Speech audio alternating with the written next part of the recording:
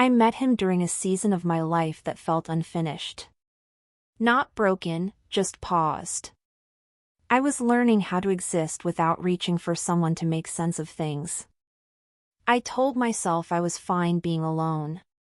That calm was better than chaos. He didn't disrupt that balance. He fit into it. We talked easily. Not constantly, not intensely. He never rushed conversations or asked questions that felt invasive. And that made me trust him in a way I hadn't expected. Trust built quietly is the hardest to notice. One night, he said something that stayed with me. "I don't like complications." I nodded, even smiled.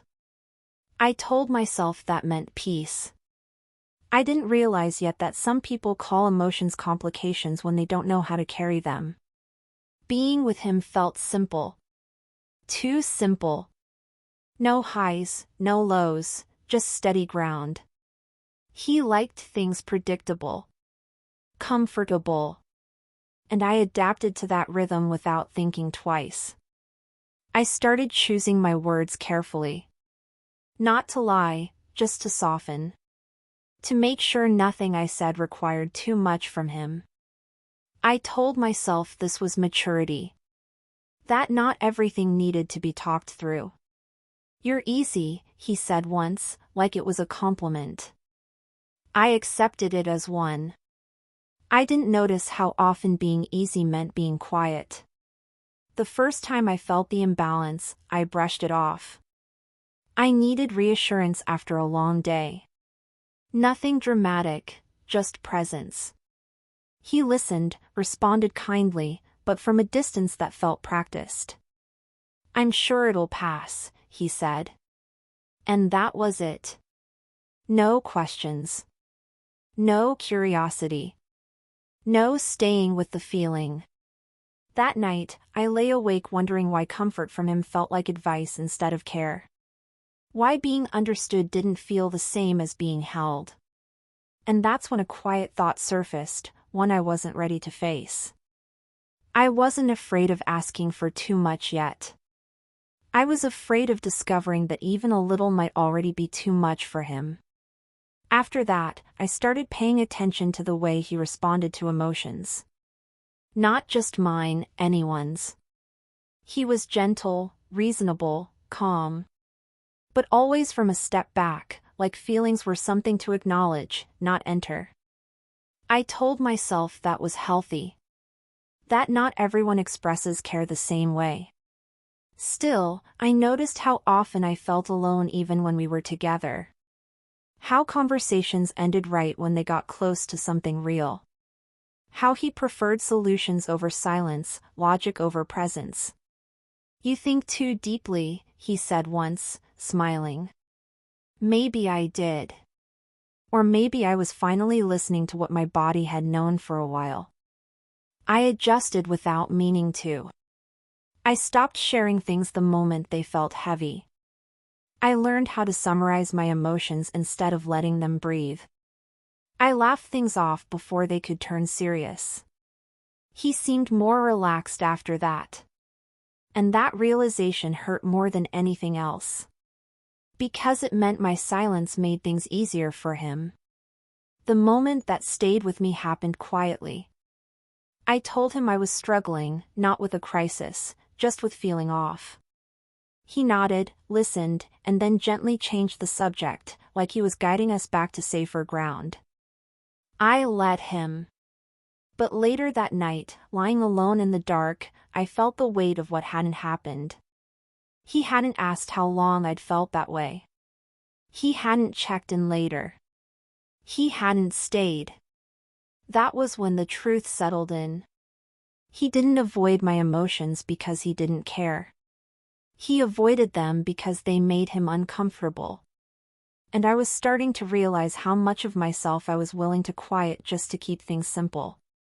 I began to feel the gap in moments that should have brought us closer. When something good happened and I wanted to share the excitement. When something small hurt and I needed reassurance instead of perspective. Each time, he responded kindly, but briefly. Like closeness had an expiration date. I told myself I was being sensitive. That not everyone knows how to hold space. But space isn't something you hold at a distance. One evening, we sat together in silence, the kind that usually feels comforting. This time, it felt unfinished. I wanted to say something real, something unpolished, but the words stayed trapped in my chest. "What are you thinking about?" he asked. I almost answered honestly. Almost told him I was wondering what would happen if I stopped being easy. If I stopped filtering myself to keep things calm. Instead, I smiled. Nothing important. And in that moment, I felt the cost of my own restraint. The realization came quietly, without drama. I wasn't lonely because I was alone. I was lonely because I was unseen. Because the parts of me that needed care had learned not to ask for it here. He liked the version of me that didn't need much. That didn't complicate things. That stayed light. And I had become very good at being that version. But love isn't supposed to feel like careful editing. It isn't supposed to require you to erase the parts that feel too much just to stay comfortable together. As that truth settled in, I felt a familiar ache, not sharp, but steady. The kind that tells you something is ending long before you say goodbye. I wasn't afraid of losing him. I was afraid of how much of myself I'd already learned to hide. The conversation happened on a night that felt too quiet to avoid it. We were sitting close, but the distance between us felt measured. I realized then how often I'd confused proximity with connection.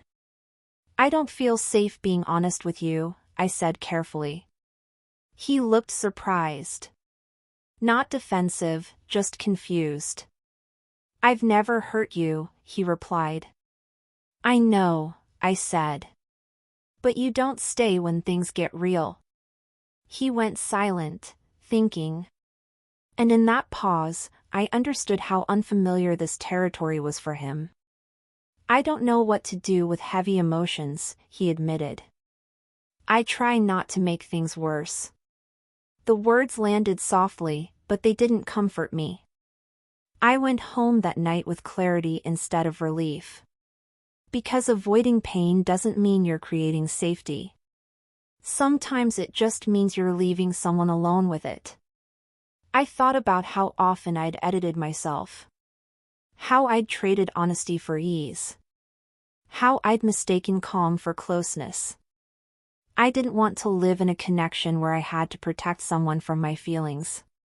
When I saw him again, I didn't hesitate. "I need more presence," I said. Not solutions. Not advice. Just someone who stays. He listened. He cared. But he didn't move toward me. "I don't think I can be that person," he said quietly. There was no anger in his voice. Just truth. And for the first time, that truth didn't scare me. Because I finally understood something important. Love that avoids discomfort will always avoid depth. I didn't try to change his mind. I didn't explain myself again in different words, hoping one of them would finally land.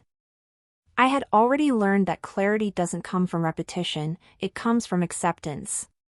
We said goodbye gently. Not like people who never mattered, but like people who did, just not in the way they needed to.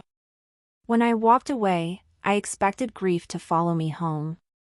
Instead, there was a strange lightness.